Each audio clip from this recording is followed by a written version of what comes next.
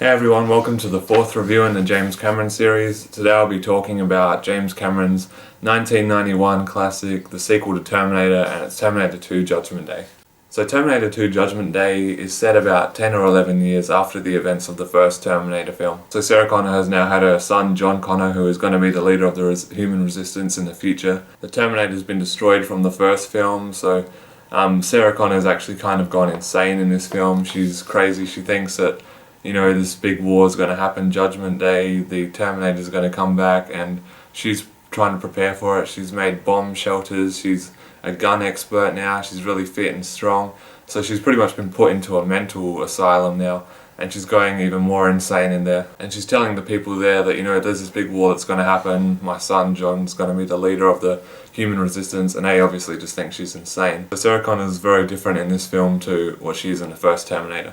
So John Connor's about 11 years old now. He lives with the foster parents. He's a bit of a rebel. He doesn't really care about his life. He thinks his mum's insane as well, so he just goes around doing whatever he likes. And so that's the beginning. And then you've got a Terminator comes back from the future, and it's Arnold Schwarzenegger's Terminator again, the same looking one that was in the first movie, but they just come off an assembly line, so it's not the same Terminator. This Terminator was reprogrammed, I think, by John Connor in the future to come back and protect him once again. So this time he's got to protect John Connor from another Terminator, and that Terminator is the T-1000. But the T-1000 is this new Terminator. He's like a newer version of Arnold Schwarzenegger's Terminator. He can stand more pain, he can morph into different things, and he's just a lot stronger. So in the first film, Arnold Schwarzenegger's Terminator, he was the bad guy trying to kill Sarah Connor, and now in this one he's the good guy. So now it's a race between the Terminator and the T-1000 to who gets to John Connor first to either save or kill him. So luckily Arnold Schwarzenegger's Terminator gets him first. He saves John Connor. There's a lot of big car chase scenes in this movie. A really cool one where the T-1000's chasing him in a truck and the Terminator and John Connor on this motorbike. And yeah, it's just a really cool scene. But the Terminator pretty much has to obey John Connor's commands because he's the one who sent him back into the past, so even his past self can control what the Terminator is going to do. So John tells the Terminator, okay, we have to save my mum from this mental institute. Now that I've seen you're the Terminator, this is obviously real, so all that she's been rambling on about these last 11 years is true. So the Terminator and John Connor go to this mental institution. They're trying to bust Sarah Connor out. Meanwhile, she's actually broken out herself, and they kind of bump into each other. But the T-1000 is also there trying to find them.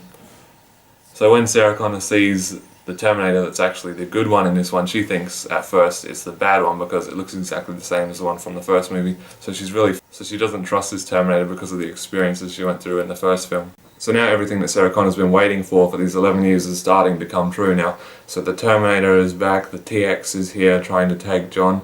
So obviously they have to keep John safe. So the Terminator, Sarah Connor and John Connor travelling away from the T-1000. And then we meet someone called Miles Dyson, and he's the director of special projects at Cyberdyne, and he's the most responsible for creating the program Skynet. So Skynet is pretty much what this giant Judgment Day war is supposed to be over. But unbeknownst to him, he doesn't know he's going to be creating a war by setting this thing up. So the next kind of task is for Sarah Connor to take out this Miles Dyson guy, so he can't set up this big war that, he doesn't even know. So Terminator 2 Judgment Day, there's a lot more action, there's just a lot more intensity and stuff happening in this film than the first one.